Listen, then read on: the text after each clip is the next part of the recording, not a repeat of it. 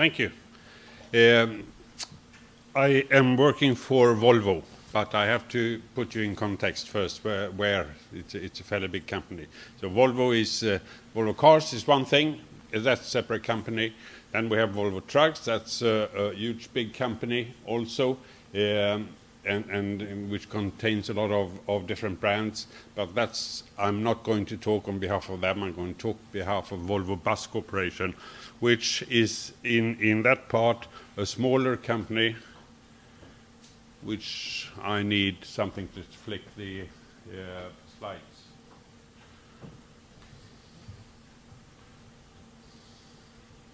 Thank you.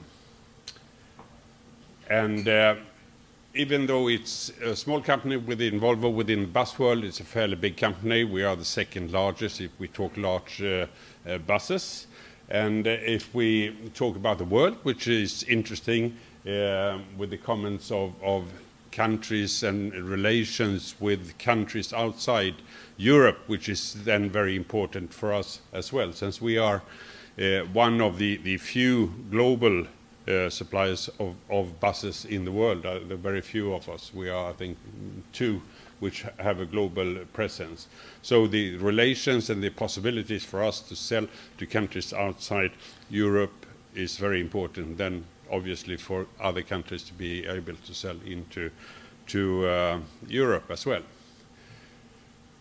We come from a very small country in the north of Europe.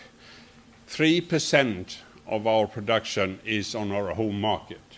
And that, of course, means that the export is very important for us. And hence, the public procurement is very important for us in that respect, since 2/3 of our sales in Europe is handled through public procurement. So that is extremely important. And we are coming from a very small country. The free trade is essential for us in order to survive. And buses are special in that respect, that it's a very high degree of politics into the purchase of buses. You can put it bluntly and say it's very difficult for a German politician to buy an Italian bus. That's how it is. But that is something that we hope that this directive will be able to deal with in a proper way, so that the free trade can persist. If we look from our point of view, on the new modernization of the public procurement framework, we have added a few points. The award criteria is extremely important for us, and the things which is then linked to that with the social goals and the Europe 2020 are things which we go very much in line with, which we are favoring and think is very important. We have a problem with lowest bidder alternative.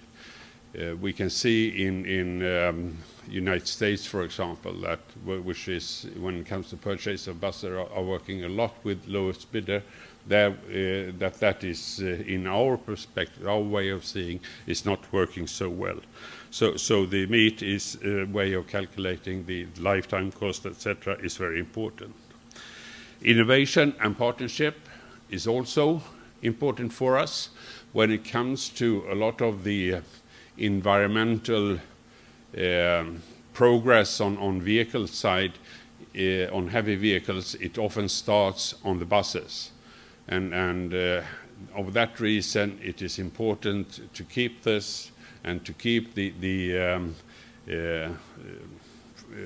advances we have in Europe by being in the forefront when it comes to this. A possibility to work with this is good. The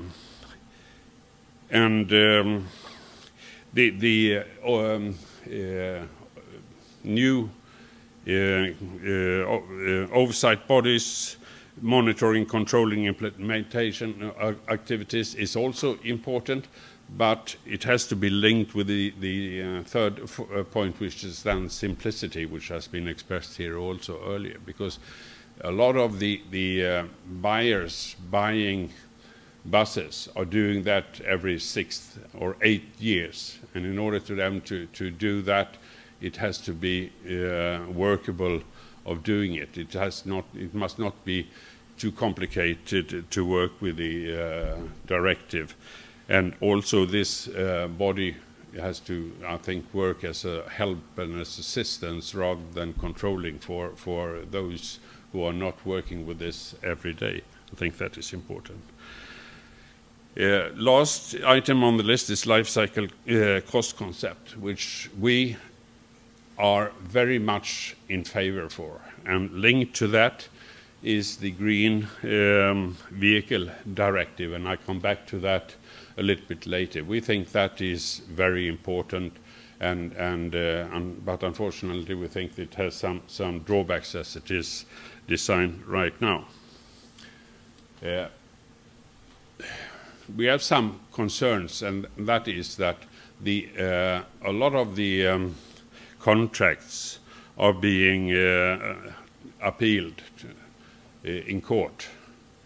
And that has been a trend which hopefully is diminishing a little bit as over time, but like 30–40% in some countries has gone to court, and that of course means that we are getting a lot of problems with delays and stopping production, etc. for that reason, and that is a concern. In many of the appeals, it is when the contractor has added things more than lowest price into the bid, then it's being disputed. So the reason why it's not so many disputes right now could be that it's been the number of items above price has gone down, because they cannot cope with that. Let's hope that it is not like that.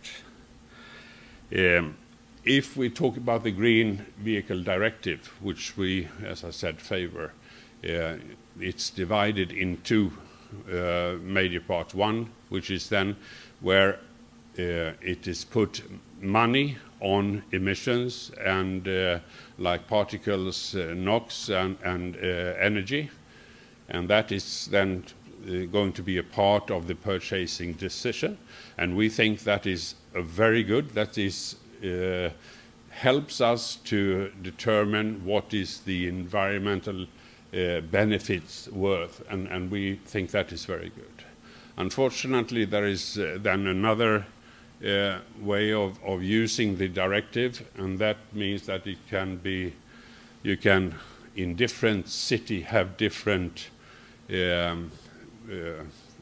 ways of putting environmental issues into, which means that each city can have their own specification how things should be done and measured, and we can see that that is happening, which will then obviously cost a lot of money and make the products a lot more expensive, because they have to be then tailor-made for that purpose. So we think that the way of putting money on the emission as being proposed by the Commission is a very good way. And the development that we are presently doing is then aiming to take down the cost in this way of calculating, and then, since it's not being so frequently used, you can ask yourself whether we are barking up the wrong tree or not when it comes to that. And let's hope that that is not the case. We would like to see a stronger implementation, and hopefully the new directive will help us doing that with the life cycle assessment. Thank you very much.